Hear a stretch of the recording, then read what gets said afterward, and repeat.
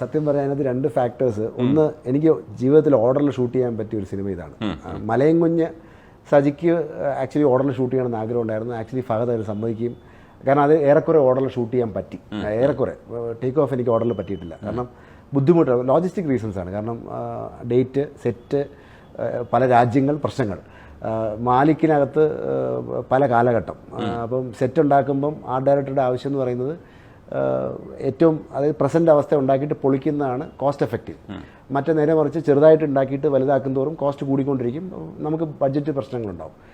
മലയാള cinema ഉണ്ടാക്കുന്നതിൻ്റെ ബുദ്ധിമുട്ടുകളെക്കുറിച്ചാണ്. അപ്പം അതിനകത്ത് ഇപ്പുറത്തെ സൈഡിൽ നമ്മൾ നോക്കുമ്പം ഒരു വലിയ പ്രശ്നം എന്ന് വെച്ച് കഴിഞ്ഞാൽ ഈ ഓർഡറിൽ ഷൂട്ട് ചെയ്യാത്തതിൻ്റെ ഏറ്റവും വലിയ ബുദ്ധിമുട്ട് പ്രൈമറിലി അനുഭവിക്കുന്നത് അഭിനേതാക്കളാണ്. കാരണം അവർക്കാണ് ഇതിൻ്റെ ഒരു രസം കിട്ടാത്തത്. കാരണം സ്ക്രിപ്റ്റ് വായിക്കുന്നുണ്ടാവും, സ്ക്രിപ്റ്റിനെ കുറിച്ച് കൃത്യമായ ബോധം ഉണ്ടാവും, എന്തൊക്കെയാണെങ്കിലും അവർ ചെയ്തു വെച്ചതിൻ്റെ കണ്ടിന്യൂറ്റി ഒരു സാധനം ചെയ്തുകൊണ്ടിരിക്കുമ്പോൾ ആ കണ്ടിന്യൂസ് ഫ്ലോയുടെ ഒരു സാധനം ആ ക്രോണോളജിയിൽ പോകുന്നതിൻ്റെ ആ ഒരു രസച്ചരട് ഞാനായിട്ട് അങ്ങ് മുറിച്ച് കളയുകയാണ്.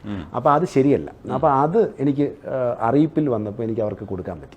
അപ്പോൾ കുഞ്ചാക്കോ കുറച്ചുകൂടെ സ്വാതന്ത്ര്യം എടുത്തു. തീർച്ചയായിട്ടും അതിന് അവർ സ്വാതന്ത്ര്യം എന്ന് വെച്ച് കഴിഞ്ഞാൽ അത് അവർക്ക് കിട്ടി. അവർക്ക് ആ ഒരു എന്തുകൊണ്ടും ഈ ഒരു സിനിമ ഓർഡറിൽ തന്നെ വേണം എന്നുള്ളൊരു ആഗ്രഹം. കാരണം എൻ്റെ സുഹൃത്തുക്കളായിട്ടുള്ള സിനിമ സംവിധായകർ, ഇപ്പോൾ ദിലീഷ് ആയിക്കോട്ടെ, മാർട്ടിൻ ആയിക്കോട്ടെ, ഇവരൊക്കെ ഓർഡറിൽ ഷൂട്ട് ചെയ്യുന്നത് കാണുമ്പോൾ ഞാനിങ്ങനെ ദൂരെ നിന്ന് മാറി നിന്ന് നോക്കാറുണ്ട്. എന്തൊരു ഭാഗ്യം ചെന്ന ആൾക്കാരാണ്, നിങ്ങൾക്ക് ഇങ്ങനെ പറ്റാറുണ്ട്. അപ്പോൾ അവർ പറയുന്നത്, ദിലീഷൊക്കെ പറയുന്നത്, ഞങ്ങൾ ചെയ്യുന്ന സബ്ജക്റ്റുകൾ അത്ര ചെറിയ ചെറിയ സബ്ജക്റ്റുകൾ ചെയ്യുന്നുണ്ട്, നിങ്ങൾ ഈ അണ്ടകടാവൊക്കെ പറയാനായിട്ട് വന്നിട്ട് അവസാനം ഇത് ഓർഡറിൽ ചെയ്യണമെന്ന് പറഞ്ഞാൽ എങ്ങനെ നടക്കുന്നതെന്ന് ചോദിക്കാറുണ്ട്. അപ്പോൾ അതുകൊണ്ട് എനിക്കത് ബുദ്ധിമുട്ടായിട്ട് തോന്നാറുണ്ട് പലപ്പോഴും.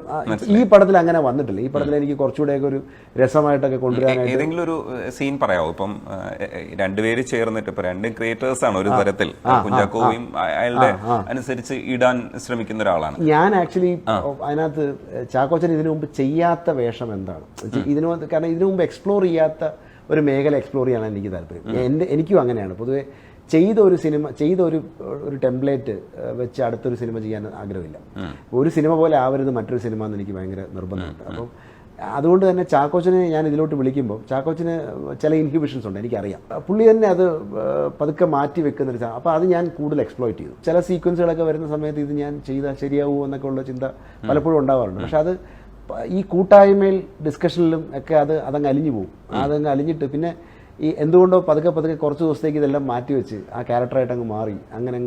അപ്പോൾ അതൊരു എനിക്കൊരു ചാക്കോച്ചൻ്റെ ഈ സെക്കൻഡ് ഇന്നിങ്സിൽ തൊട്ട് ഞാൻ പറഞ്ഞത് ബ്രേക്ക് കഴിഞ്ഞ് തിരിച്ച് വന്നപ്പോൾ തൊട്ട് പുള്ളിക്ക് കുറേ കൂടെ ലേൺ ചെയ്യാനുള്ള ഒരു താല്പര്യം ഭയങ്കരമായിട്ട് കൂടി.